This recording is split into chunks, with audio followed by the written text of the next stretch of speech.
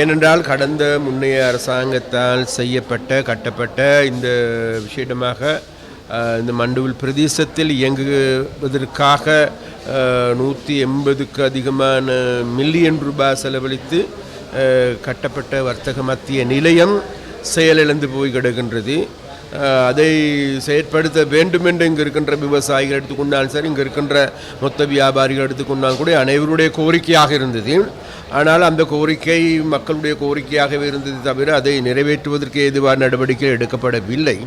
அப்போ அதன் காரணமாக எங்களுடைய அரசாங்கம் இன்று வந்ததன் பிறகு நாங்கள் பொதுவாகவே இந்த யாழ்ப்பாணத்தில் இருக்கின்ற பழைய இயங்காத நிலையில் இருக்கின்ற அனைத்து தொழில்துறைகளையும், அனைத்து கட்டடங்களையும், அனைத்து வியாபார நிலையங்களையும் அனைத்தையும் நடைமுறைக்கு கொண்டு வர வேண்டும், செயற்படுத்த வேண்டும் என்கின்ற கொள்கையின் அடிப்படையில் இன்று நாங்கள் இந்த மண்டுவிலில் இயங்குகின்ற இந்த வர்த்தக மத்திய நிலையத்தை மீள் இயக்குவதற்கான நடவடிக்கை எடுத்தோம்.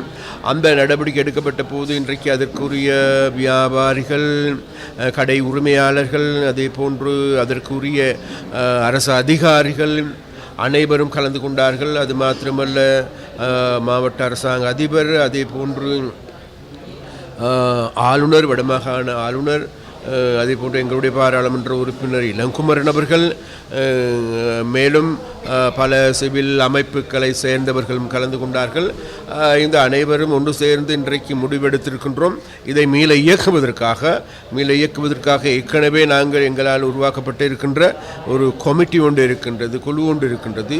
அந்த குழுவை மீளவும் இயங்குவதற்காகவும் அந்த குழுவில் மேலும் 2-3 உறுப்பினர்களை சேர்த்துக்கொள்வதற்கான முடிவுகளையும் எடுத்தோம். அப்போ அந்த குழுவினுடைய தலைவராக ஜிஏ செயற்படுகின்றார்கள். அதே போன்று எனது சார்பாக எங்களுடைய ஒருங்கிணைப்பு குழுவினுடைய அதாவது ஒருங்கிணைப்பாளராக இருக்கின்ற கபிலன் சுந்தரமூர்த்தி அவர்கள் செயற்படுவதற்கு நாங்கள் முடிவெடுத்திருக்கின்றோம்.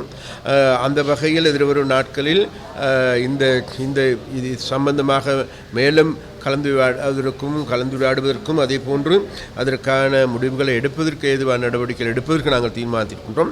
அந்த வகையில் இதை மீள இயக்குவதற்கான சகல நடவடிக்கைகளும் எங்களுடைய அரசாங்கத்தின் என்ற வகையில் எடுப்பதற்கு நாங்கள் இன்று இது தீர்மானிக்கப்பட்டது. அந்த வகையில் இது மிகவும் ஒரு வெற்றிகரமான கூட்டமும் கூட.